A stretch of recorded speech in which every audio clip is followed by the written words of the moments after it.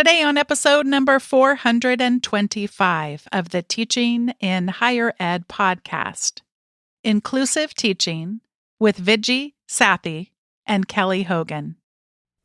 Produced by Innovate Learning, maximizing human potential.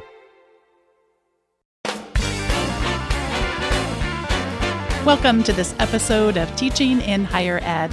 I'm Bonnie Stahoviak, and this is the space where we explore the art and science of being more effective at facilitating learning.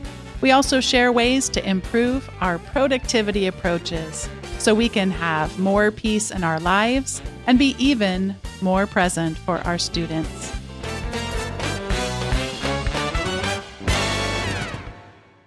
Today, I'm thrilled to be welcoming back two guests to the podcast who are no strangers in our community, Kelly A. Hogan and Viji Sathy, who have written a wonderful book called Inclusive Teaching: Strategies for Promoting Equity in the College Classroom. Viji Sathy is an award-winning professor of practice in the Department of Psychology and Neuroscience at the University of North Carolina at Chapel Hill, teaching the very classes she credits for charting her own professional career in quantitative psychology, statistics, and research methods. Sathy is also the program evaluator of the Chancellor's Science Scholars, a program aimed at increasing representation of underrepresented students in STEM PhDs. She was born in India but grew up in a small town in North Carolina and is a proud recipient of public education in North Carolina. Kelly Hogan, since 2004, has been teaching 400-plus seat classes on campus using interactive teaching methods and technologies. By demonstrating the effectiveness of her methods in large lecture classes, her work has received national attention in publications such as the New York Times, The Atlantic, and the Washington Post. Kelly works with other faculty to help them reimagine their teaching. She writes biology textbooks that are used by hundreds of thousands of students in introductory biology and speaks and writes with Dr. Viji Sathy on inclusive teaching. She and her husband enjoy teaching together in the summer study abroad programs because they get to expose their two children to new countries at the same time. Kelly Hogan and Viji Sathy, welcome back to Teaching in Higher Ed. Thanks for having us. Yeah, it's great to be back. The last time we spoke, at least one of you, in Kelly's case, was sitting in a car on the side of the road. So you both look a little bit more comfortable now in your natural habitats. And I would like to start out with the expression, pulling one's self up by their bootstraps. So you both were confronted in different ways in your career with this whole idea that education should be about us being able to pull ourselves up by our bootstraps and deconstructing that both for yourselves as well as for others in your organizations and all of the various faculty you get to work with. I'm going to start with Viji. What comes to mind for you when I talk about this expression, which may not translate actually all over the world? I'm realizing as I'm using it, this expression, maybe you can explain what the pulling yourself up by your bootstraps expression is to those who may not know it, and how you have questioned that in your work with students. Yeah, actually, I had a moment of panic. Do I really even understand that expression as well as I should? For sure. It's like when our kids are like, what does this word mean? And you start to explain it and then go, oh, I actually have no idea how to explain what that word means. Mm-hmm, mm-hmm. I think I would just say in general, the idea that we're sort of responsible, we're personally responsible for whatever it is, like our own learning, our own, our goals and our work, however we want to think about that. And just this notion that we sort of succeed or fail individually. And it doesn't really ring true, at least when we think about a really supportive and nurturing learning environment. It shouldn't be about the individual, either as a student or as an educator. It really is about the system that we're in and the environment that we're in, and hopefully the community that we're a part of, that we're really thinking about supporting one another. And again, not thinking about the failure or success of an individual, but rather how a student or a faculty member may thrive within that system. Mm. And Kelly, when you think about this bootstraps imagery, what comes to mind for you in your teaching? I'm sitting here trying to think of an analogy of where like not everyone has the same bootstraps or the same boots, right? Or even boots to begin with, yeah. Or even boots. Yeah, I think that's it. I mean, it comes back to the system, and to put the blame or to put all responsibility on different students ignores the fact that students come from different backgrounds. And that's something we think a lot about in our work in lots of different ways when we think about student diversity. When we think about inclusive teaching, we think about wanting to bring more students into a context and an environment that will help them succeed. Too many times we think about, or we're criticized, for lowering the bar. Neither one of you believes in lowering that bar, but you do invite us to, in fact, I think maybe even stronger than an invitation, you implore us to, and you write, by an inclusive teaching mindset, we mean that every pedagogical decision should be countered with two questions. The first question, who might be left behind as a result of my practice? And the second question, how can I invite those students in? Kelly, can you speak a little bit about, in general, in our higher education context, who might be left behind as a result of our practices? Yeah, we mean this so that whatever it is that you're doing in your teaching, many of us have a lot of autonomy to make decisions in our teaching, whether it's in our policies, our course design, the way we interact with students, the way we help students interact with each other. We are constantly using strategies that we have made decisions about. And these questions are really there to say, is there something I can do to invite more students in? So a more concrete example might be where you throw a question out to a group, and we see this all the time, right?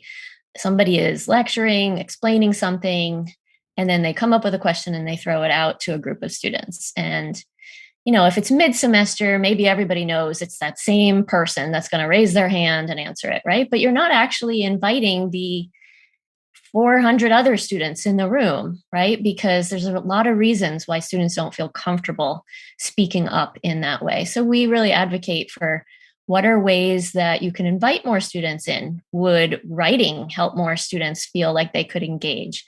Would using anonymous polling help more students feel like they could engage, right? And we don't say it should be one mode only. By varying all those different ways, you invite more and more people in to engage in different ways. Viji, is there any student that you can think of early in your discovery of more inclusive teaching practices that you think of in terms of someone who might have been left behind? Is there any names, or I don't obviously mean that you share the name, but is there anyone who comes to mind kind of big in your story that really was left behind until such a point where you were able to discover alternative means of facilitating learning? Mm-hmm. Well, I mean, the obvious one would be myself. Mm. I know my own experiences very well. I know the sort of thoughts I had about sitting in a classroom, and it doesn't have to be a 400-person room for me to feel uncomfortable sharing, right?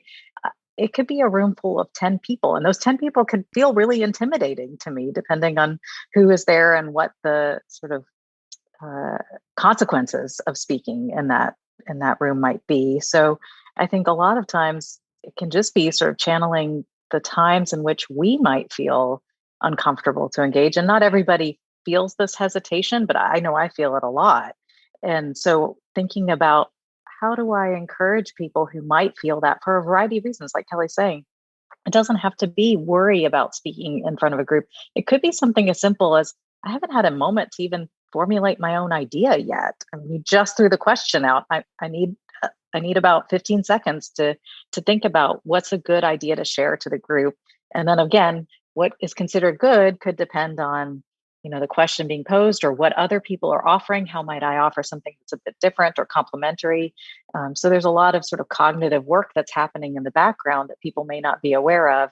And I think that's a really easy way for all of us to sort of tap into that experience of not knowing, for example, how to jump into a conversation or answer a question, especially in sort of this format where we're gathered as a group and somebody's asking a question. Bonnie, I think your question is a really good one because it is how I approach a lot of changes in my teaching. I meet with a student in office hours. They're expressing some concern or frustration, and it gets me thinking about, well, if I can help them, can I help more students like them? Can I help all students like them? Right. And I think when we can find those things, they're really rewarding. Right. So I'm thinking about a student that was having a lot of test anxiety. And it turned out sitting in a room off my office with extra time and me just like having some conversations with this student changed their entire outlook and empowered her to feel like she was fine, right? And she went on and she excelled and she asked for accommodations that she felt she needed. It turned out she didn't really need a lot of those things. And yet that care that somebody would be willing to give her those things was important, right? And so some of the ways she got me thinking about test anxiety was letting students know, all students know, like, I'm not here to trick you. I'm here cheering you on, right? And students really think like, oh, she would never put 3 C's in a row on a multiple choice. I don't think about those things. I'm not here to trick you. And so just saying that explicitly to all students might put a bunch of them at ease that I don't even know, right? Allowing students to have a 1-page copy of notes, right? They tell me like that reduces their anxiety. So really getting to know one and a handful of students can help you kind of translate that for all students. I was trying to estimate before we got on the line today how many hours we've spent together, whether it's together recording podcasts or we had a chance to share a meal once together as well. I think it's probably about growing near 10 hours now. And something completely surprised me. And then I realized was true about me and I had completely forgotten. Neither one of you ever raised your hands in class in college. And I mean, that story leapt off the page at me. And then I thought, I can't recall ever I can't recall a single instance, but I never had thought about it until you wrote those words down. Was that surprising to you too? I mean, I think you wrote about being surprised about the other person not having ever done that. I mean, how many more people do you think went through their entire college experience and have no memory of ever raising your hand, whether to ask a question or to answer one?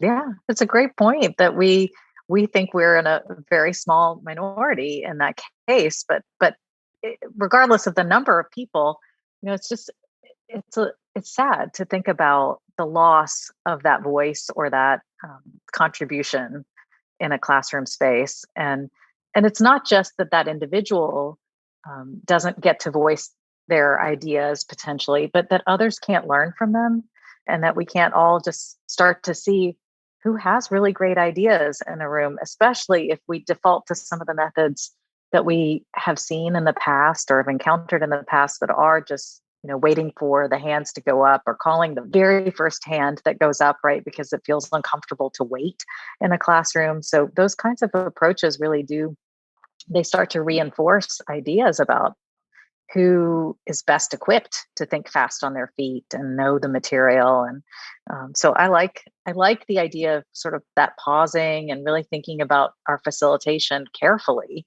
so that everybody feels like they can contribute in some way and that we all learn from one another.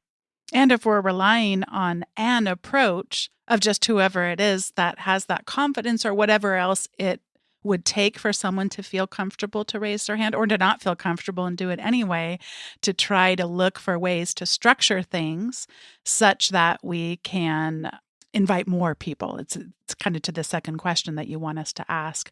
I want to quickly, before we talk about structure, because there's lots I know you have to share here, I want to just share 2 misconceptions that you identify that people often have about inclusive teaching. One is that we've checked the box. Okay, I've got diverse readings in there and I've got diverse research from diverse scholars. So I've checked the box. And then the second misconception that you bring up for us is that inclusive teaching applies to some disciplines or courses more than others. So I want us to quickly identify and break down these misconceptions, and then let's definitely talk some about structure. So with the first one, misconceptions around once we've modified our syllabi or course curriculum, we've checked the box. What are you seeing here with this flaw in the way some of us might think about being more inclusive in our teaching? So, the way we often like to think about inclusive teaching is thinking of these two bins. There's the course design, the kinds of things you do before you meet a student and do your planning.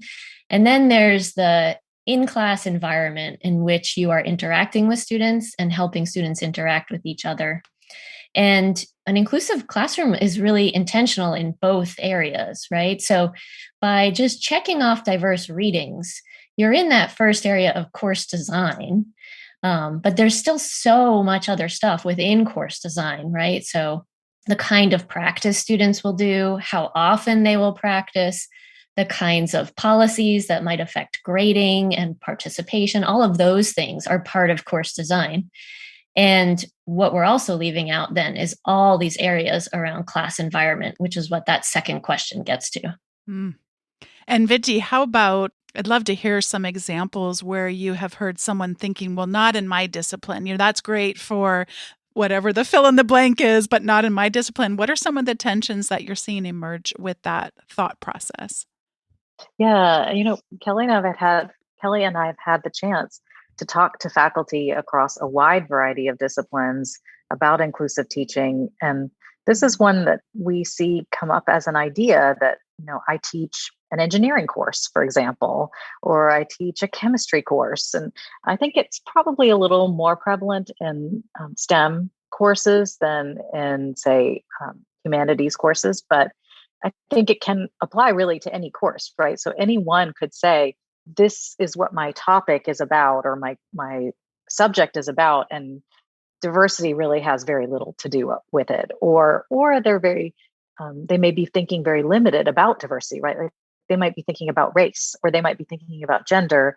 When we speak very broadly, we're talking about all attributes of an individual, and even the intersections between identities for individuals. So we're really meaning all of the experiences that people bring to the table, and not just the identities that they have.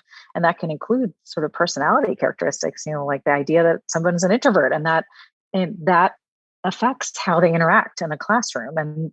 And we want to celebrate introverts just as much as we would celebrate extroverts, for example, and think about how to engage them. So I think there are a lot of different ways in which, in some senses, we hold ourselves back, and again, in checking boxes, because we have a very limited number of boxes.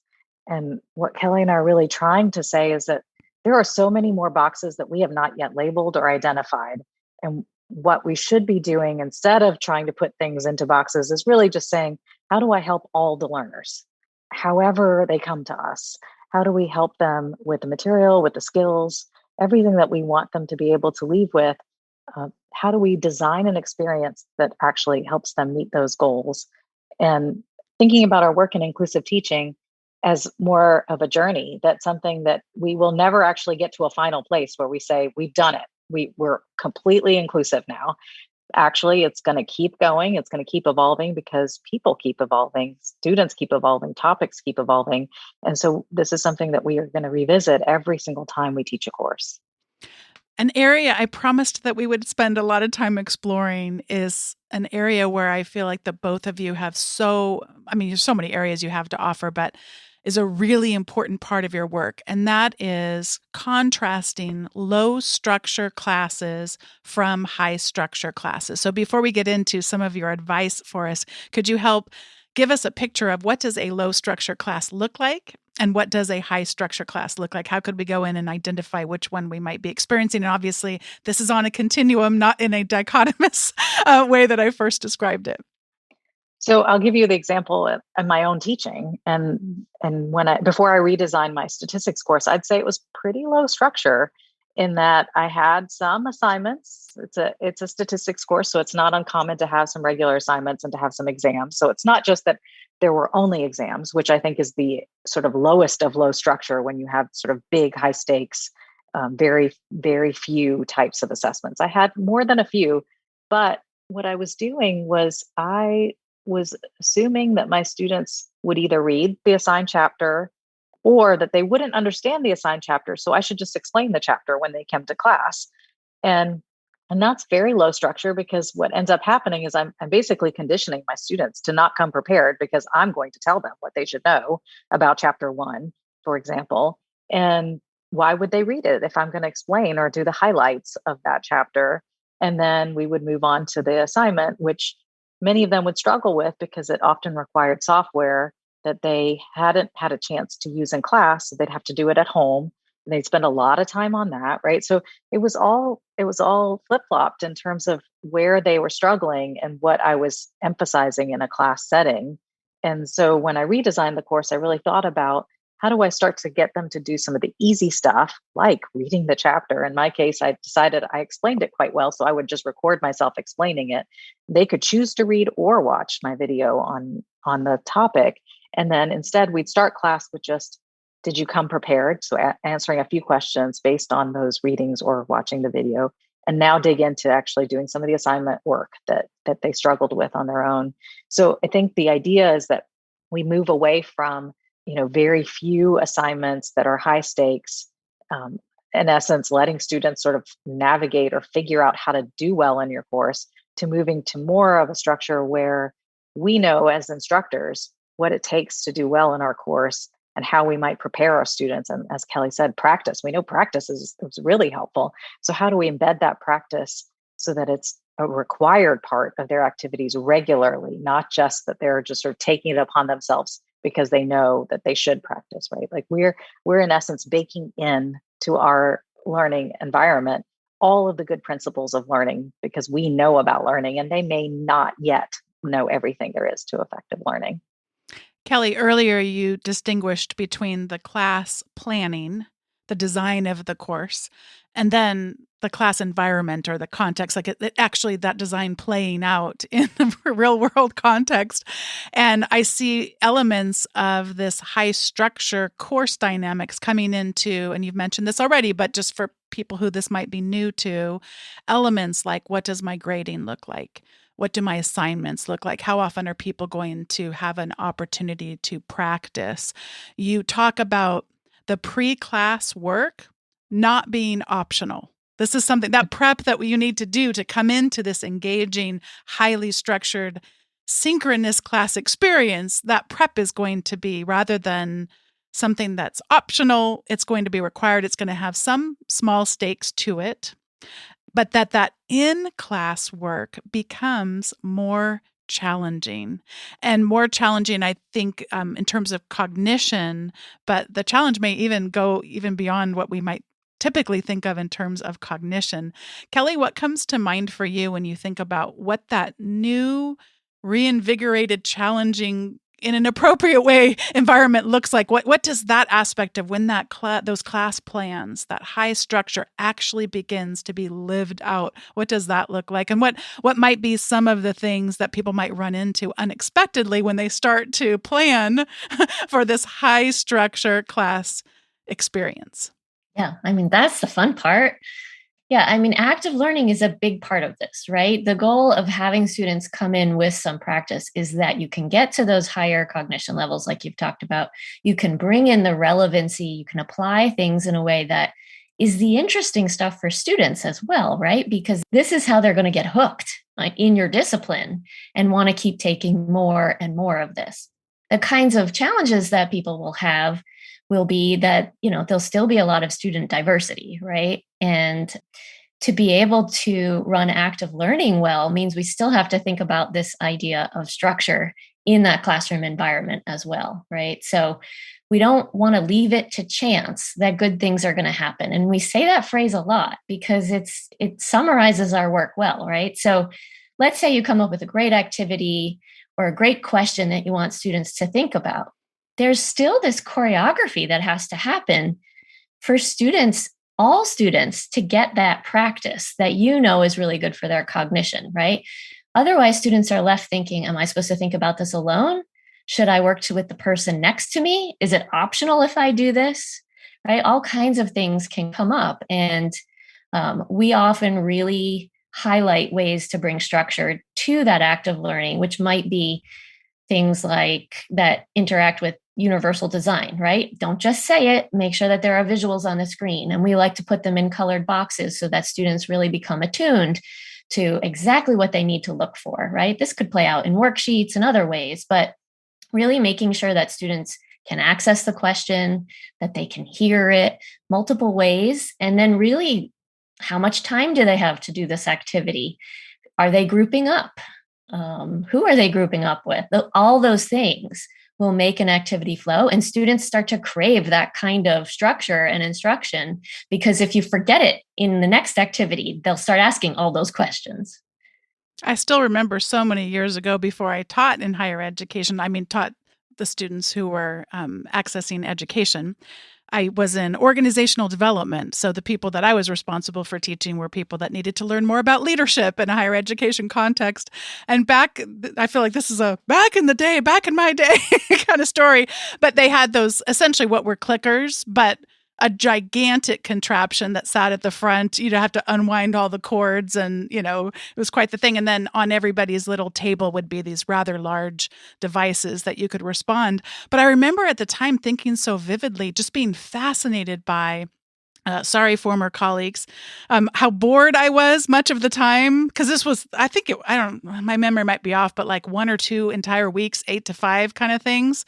If people came in and lectured, and then those people who use these clicker type devices, how I would just notice physiologically the difference. I was fascinated by it. Like, this is amazing how, and then if I was ever the person up front, I'd want to make sure and use the heck out of these things.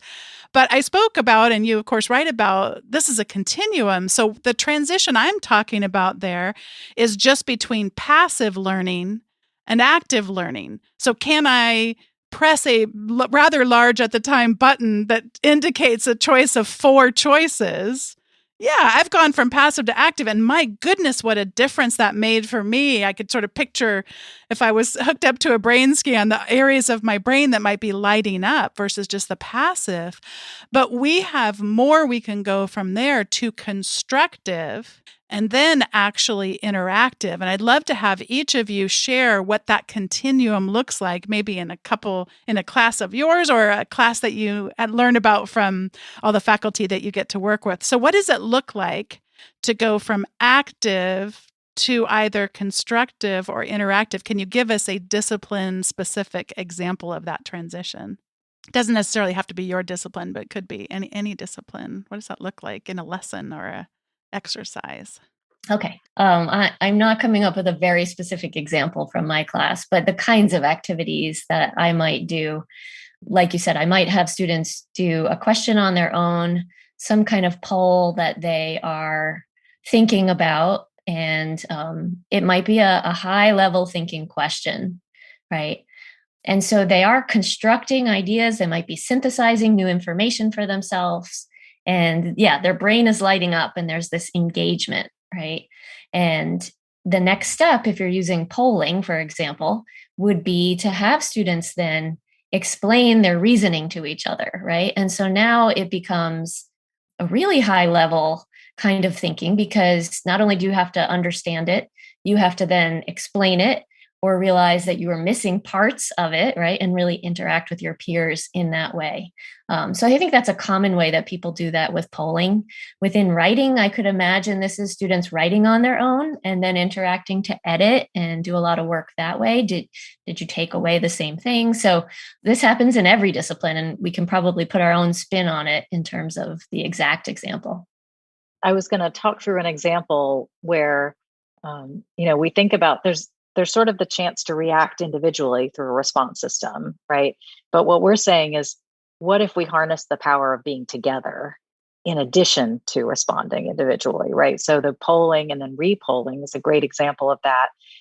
There is an exercise I do with my students where it's actually, the first part of it is nothing digital. It's a sheet of paper that I hand out, and there's grids, and they have to show me that they understand the idea of standard deviation, for example, by sketching something. And so I put some constraints on it, and I say, you can only color in 6 boxes, but give it the largest, what you think would be the largest standard deviation on this grid, and what would be the smallest standard deviation on this grid. And the fun thing about this exercise is my students can look at the formula and calculate it, they know everything, right? They know how to do it. When they're given a data set, they can calculate it using their hand, like using a calculator, using software. But when I ask them about the idea of standard deviation and what it means, and then translating that into a sketch, that's when they start to scratch their heads and say, wait a second, I'm not really sure. And so then we start to have conversations with their peers. They start collaborating on the ideas. And then I give them a tool they can use online to check their ideas, what they've sketched and how it matches up. And so then they get to answer a quiz that sort of asks about that reflection. So it's a whole process of sort of taking their intuition about what standard deviation is and actually demonstrating that they've understood the concepts.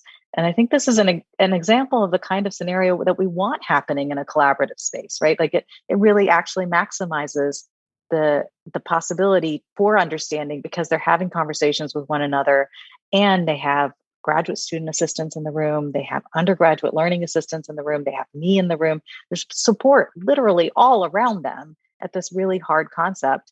And it's not something they have to struggle with alone as a homework assignment and then wonder if they are getting it right, and maybe not even get very far because they don't even understand the prompts, right? So in real time. And it's a great place. I think we oftentimes have kinds of hard questions we want to ask our students, but they might not be yet well formulated questions.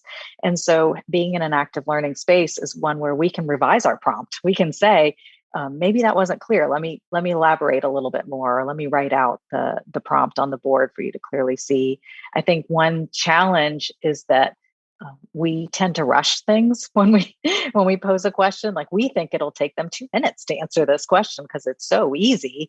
But actually, we wrote the question and we know the answer. So of course, it's going to go a lot faster for us. So multiply that by 5 or 7, and that's probably more like what amount of time it would take for a novice to really tackle understanding the question and coming to an answer that they might share. So really thinking through that. I think this gets at the crux of what we're trying to say about structure and leveraging the fact that we're together in a room, that it's important. That time that we're all together. I mean, think about it, especially if you've got a large classroom, what precious commodity that is for all of us to be present with one another. And the worst thing we can do is squander it by making that the time to just sort of dump a bunch of information on people and hope that they pick up every little piece of it. So just, I think, thinking through that piece of it and making sure that we feel like there's good value for what they're getting with that time. The other thing you really stress and illustrate is that we aren't going to go into this, okay, I got to design a high structure class and then I need to deliver a high structure class and everything is going to go swimmingly and people are going to love this, having their brains light up in the ways that we've described. Not so much, right? There is a vast difference between people's stated preferences for things and what actually helps us learn. Could you talk a little bit then about that difference, how I might think I learn or how I perceive that I learn and what's going to be the most value to me, to what actually will be valuable to my deeper learning? And how do we navigate the sometimes giant difference between those two things? Yeah, we routinely talk about how learners aren't always the best judge of what works in learning, right? And Viji and I have been part of a campus initiative for first-year students, a course where we're giving them a lot of different modules. And one is so that all students will learn some basics about how learning works. And we want to debunk some of these misunderstandings about learning in that course. So a common one is that students feel like they learn better through lecture. And while lecture has a purpose and, could be used in any class at any time, the problem with only using lecture is that students think that they're learning in that way. And we know that it's practice and doing that is what enhances learning, right? So students will sometimes say, I liked this class because I understood it, right? I want more lecture. But in reality, we've got plenty of evidence that the doing and the practicing is what helps students learn and achieve more. So we end up doing a little bit of marketing to students, right?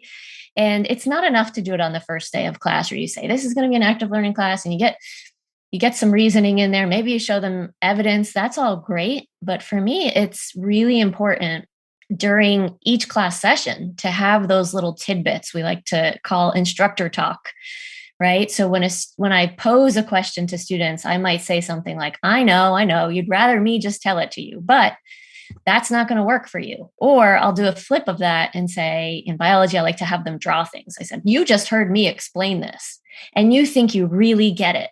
Now I want you to take this scenario and draw it out. And then I'll interrupt them and I'll say like, oh, wow, you all are really struggling with this. That's because listening to me didn't actually enhance your learning on this. So now you see the value of why we're going to wrestle with this idea for a while.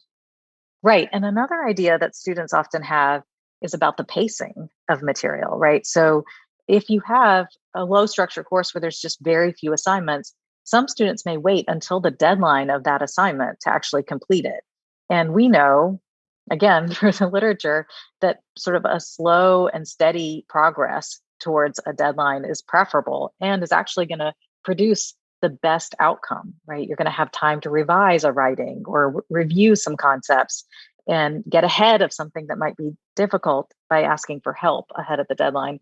So in so many ways, we have to think about how do we help our students recognize that that's a helpful behavior to exhibit and impose some structure around that, right? So can we say that the draft is due at this deadline so that when the paper is due, they've already now had 2 or 3 versions of the paper that they've worked through.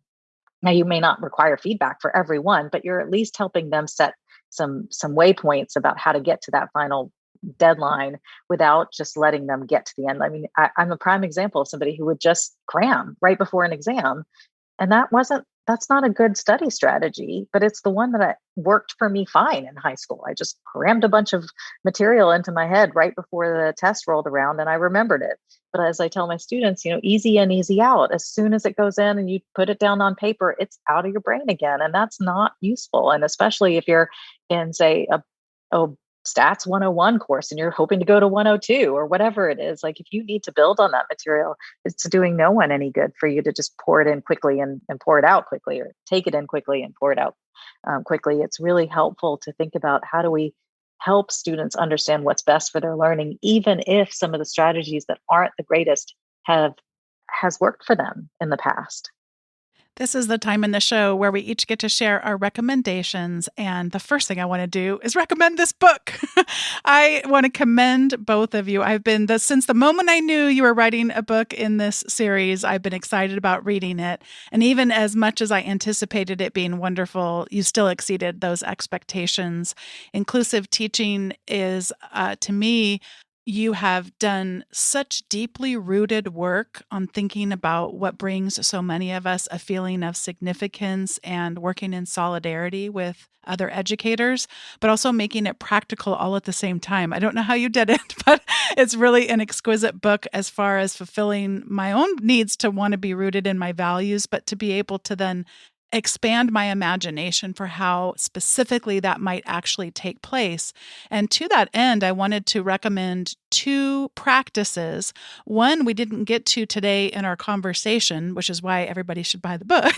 But if you wanted a quick look at it, episode 272, you both came on and talked about inclusified teaching evaluation, because even if we're able to address the resistance that you spoke of in this last part of the interview about why so many of us, active learning sounds great unless it's actually for me, and I our intents don't always match up with what practices are going to help us learn deeply.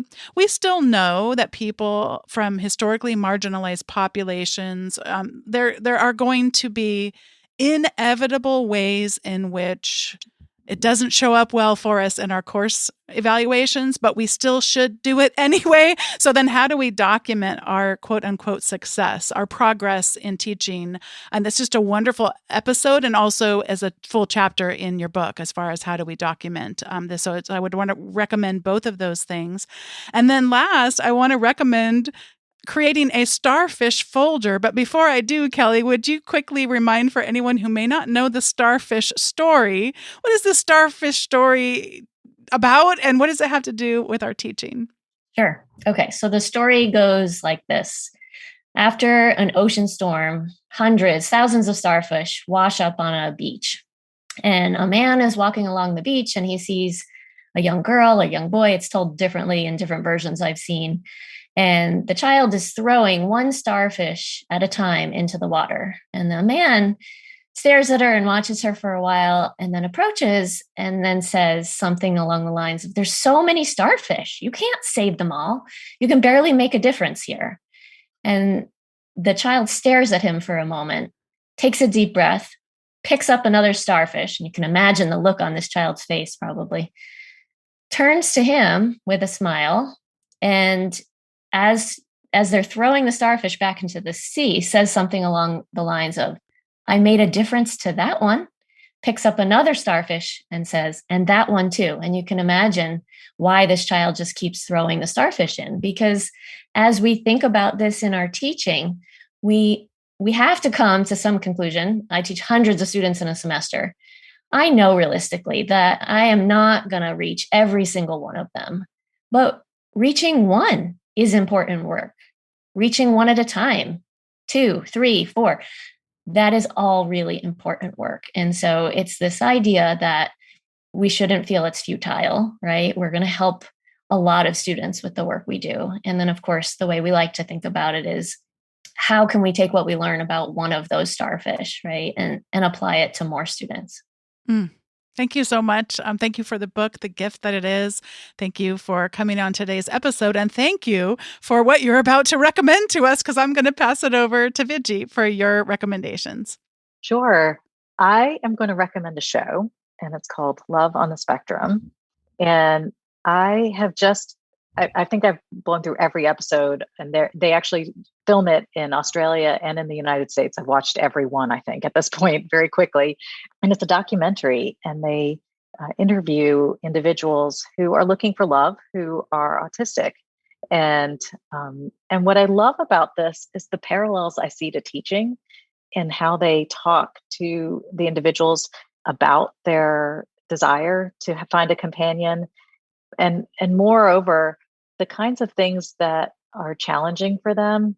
You see them in some episodes. They talk with a therapist who sort of helps them navigate the tricky world of dating, and it's tricky for everyone, make no mistake, but particularly challenging for individuals where social cues might be difficult to understand, and the norms of sort of conversation might be hard to navigate. So they talk about the practical elements of this, like they literally think about passing a ball back and forth, how you might have a conversation, and sort of helping coach people through but how you make a connection with someone. And it's not by just sort of rapid fire asking a lot of questions. It's actually thinking about what they're saying and how you might build off of what they're saying, right? And the impression that you leave with them. And it's not just about what you say, it's how you make them feel. And they really make it concrete for the person who's trying to learn how to navigate the situation. And I love watching it, because it really does highlight so much of what some of us take for granted that we understand about communication, that others have to learn explicitly in this way. And it's the kind of lessons that we want to think about, especially with inclusive teaching. Like, what is it that is sort of the hidden curriculum around navigating higher ed, that some students know they have the social capital, they have the family and the resources to help them to succeed. And then some students are really wondering about it, or they're making missteps. I mean, that's worse. Like, they're making assumptions and missteps that don't help them, right? And so how do we as instructors think about level the playing field, or as administrators think about what are the opportunities available to our students? And especially if we know that something is a good high impact practice, how do we encourage everybody to engage in that, and not just hope they bump into it accidentally and say, "Oh, this is great. A first year seminar is awesome." Why is it that some students know to take a first year seminar and some don't? And how do we require it of all students, for example, if we think it's a really important aspect of engaging in higher ed?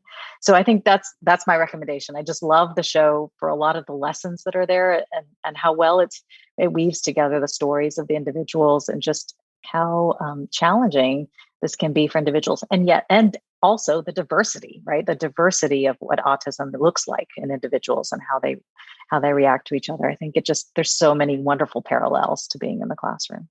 Oh, it sounds like a really useful show. And Kelly, what do you have to recommend today? I also have a show to recommend because it's nice to turn off our brains from academia sometimes and just relax and binge watch TV. The show I'm going to recommend is This Is Us. And besides just being a wonderful story and a good chance to cry if that's what you need, something emotional and feel good at other times, the thing that struck me as the seasons went on and on is how brilliant the planning of this show is. And I kept thinking about backwards design in teaching. We have this goal, and in our teaching, we have to help our learners get to that goal. And I'm imagining that these storytellers for this show has this like giant whiteboard with all these goals for the characters, right? Like this one will have this happen to them, and this one, these relationships will fall apart, these will grow. And yet they do all these flash forwards, flashbacks. So it's following this family over a lifetime. And it's just mind boggling to think about the ways that this was designed. So I think in good teaching, we have a goal and we have to get there. And I think we can also be brilliant in our teaching in terms of how we can creatively get our students to those goals. One of the stories that you share about in the book, Kelly, is you talk about you sharing in a class about watching ER and a young man telling you how relatable that made you seem to them. Have you shared with any of your students your love of This Is Us? And is today's students watching that show more than they might watch ER? I don't know. Yes, I don't think they're watching ER anymore, and that definitely would date me. But yeah, I do like to share this stuff because it is powerful, because students then see you as a human. They see that you do the things that regular people do, and that if you have achieved this much in your life as a PhD or a professor or whatever it is, that then maybe they can and still watch things like This Is Us. I like to share it in a weekly email. I started doing it during the pandemic, but I'd like to make sure I don't leave some of those things out. So a lot of students will comment at the end of the semester, I loved knowing what you were cooking, what you were eating, what you were watching. And then it gives them something to hook onto and feel a connection with me, and then talk about the show This Is Us before we start talking about other things. It's such an interesting idea, this sort of idea of connection. And it's in our book too, right? Like these little stories, they're sprinkled in for purpose, right? And it's to connect us to the reader. We may not be able to have a conversation, like they can't speak back to us. Maybe, I hope they will. I hope they'll write to us and tell us what their thoughts are. But in a way, we really do want to see, we want people, our colleagues, to see us as real people who have real lives and real experiences, and that we're learning from those experiences, and we don't always get it right. But again, it's a learning process, and we hope that others will just help us push the needle forward for everyone by contributing to this. And we're just eager to learn from everyone. But this notion of connecting with people is so important, and I hope that we all find ways to do more of that.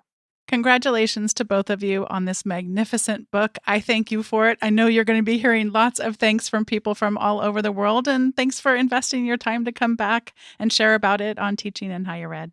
Thanks for having us. Thanks once again to Viji Sathy and Kelly Hogan for joining me on today's episode of Teaching in Higher Ed. Today's episode was produced by me, Bonnie Stahoviak, and was edited by the ever-talented Andrew Kroger. Podcast production support was provided by Sierra Smith, a phenomenal teacher. And thanks to all of you for listening to today's episode of Teaching in Higher Ed. I'll see you next time.